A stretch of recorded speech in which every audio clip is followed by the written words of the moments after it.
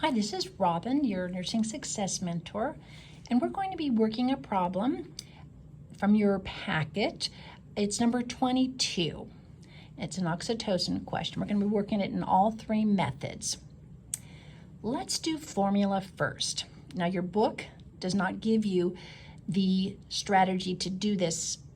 It only does it in ratio and proportion and dimensional analysis, but you can use formula, but it's sort of like a reverse, and you use algebra, but we'll get to that.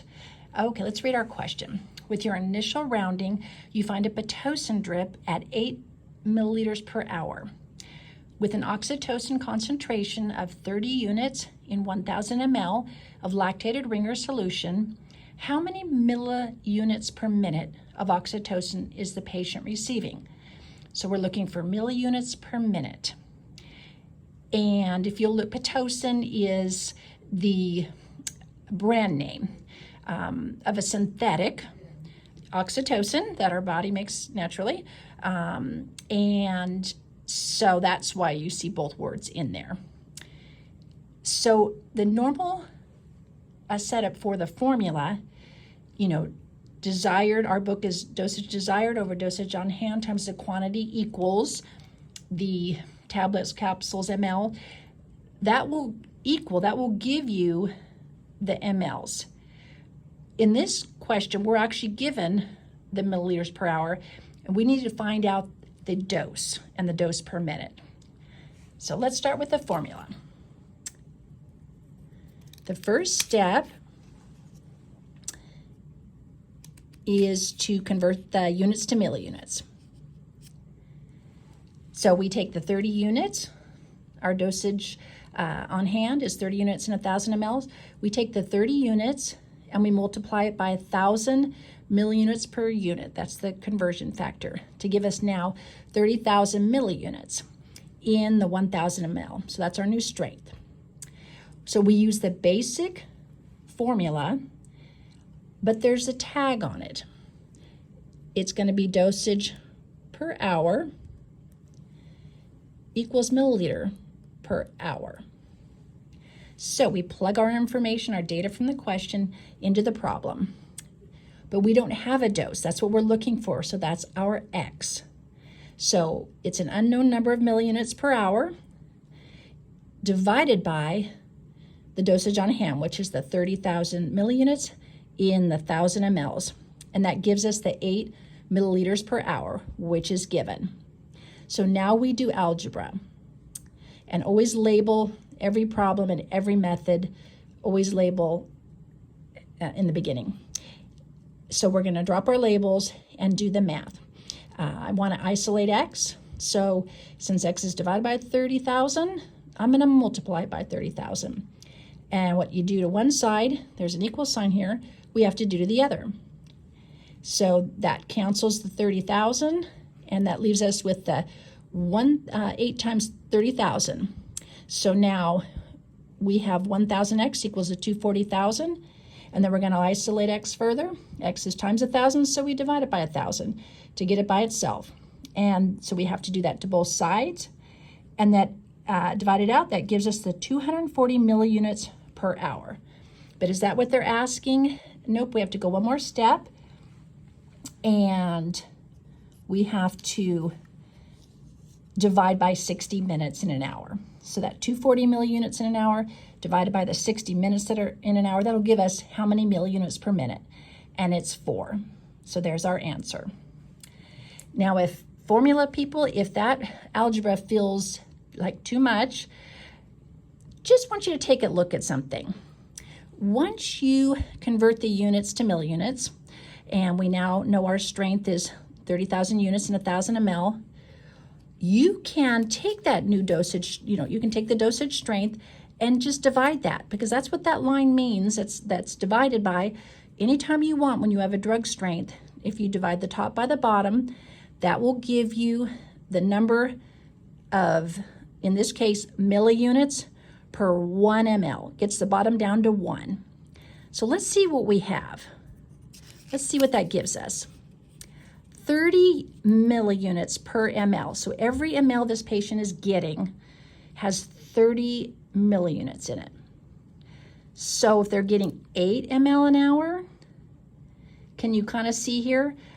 Then that, if we multiplied those, that would tell us how many milliunits they're getting in an hour. So 30 milliunits per 1 ml times 8 mLs every hour gives us the 240 milliunits an hour. And you can see units cancel top to bottom, so you can see why you end up with milliunits per hour. But we're not done yet. We want milliunits per minute. So if that much is going in a whole hour, then if you divide it by 60, that'll tell you how much is going in per minute. And that's divided by 60 minutes per hour, and that gives us the 4 milliunits per minute. Okay, let's go to ratio and proportion. We're going to do the same step that we did for the formula. We're going to convert the units to milliunits. So now, we've got the 30,000 milliunits, and we can demonstrate that at a future time as far as setting that up in ratio and proportion. We'll do a little bit later a similar problem, a similar setup. So step 2 would be calculate the milliunits per hour. So we are going to go, and if we've got 30,000 milliunits in 1,000 mLs, how many milliunits are we going to have in 8 mLs? Because that'll tell us how many milliunits they're getting per hour. And this is not part of the equation. It's my little tag in pencil, but it just reminds me, I put that there really for, explanation purposes to say that's how much they're getting in an hour.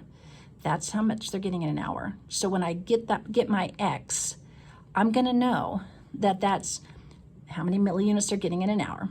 And with ratio and proportion, you would cross multiply. There's an equal sign in between. So I like to get X on the left. So 1,000X equals 30,000 times 8, and that's 240,000. And then you isolate X by dividing by 1,000 on both sides, and that gives you your 240 milliunits per hour. But we want milliunits per minute, so here's where we can set up an equation, a ratio and proportion to solve that. So if there's 240 milliunits going in over 1 hour, which we can just put 60 minutes, same thing, that's going to be the same proportion as how many milliunits go in over 1 minute. And so we will do the cross multiply. 60x equals 240, and then when you divide that out and finish that, it gives you the 4 milliunits per minute. Okay, saving the best for last, dimensional analysis.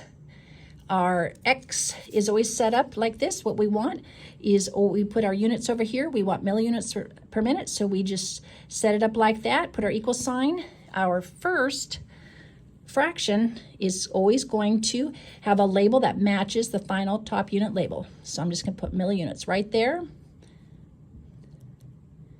What do we have in our equation, in our data, in the question that has milliunits? Nothing. So we know that that is going to be a conversion factor. So it's going to be milliunits and units. And what's the conversion factor for that? 1,000 milliunits is equal to 1 unit. Okay, let's move to the right with our multiplication sign. Same thing every time. Draw a fraction line. The previous bottom denominator label is going up on the top numerator, the following top numerator label. So what do we have in our data that has unit in it? 30 units. 30 units in 1,000 mLs. That's our direct strength. Those go together. We don't separate things. We keep the buddies together because they mean something. It's not random. Okay, moving to the right with another multiplication sign. Gonna do mLs on top. Again, no brainer. What do we have in our equation, or in our data, our question? 8 milliliters per hour, our rate. And we're gonna keep that together. 8 milliliters over 1 hour. I can put a 1, I don't have to put a 1. It's the same exact thing. A 1 is implied. If it's not written there, it's implied 1. And let's see. going to keep going because I'm not there yet. Got hours on the bottom, and we want minutes. So what do I have in my question that has hours? Anything left?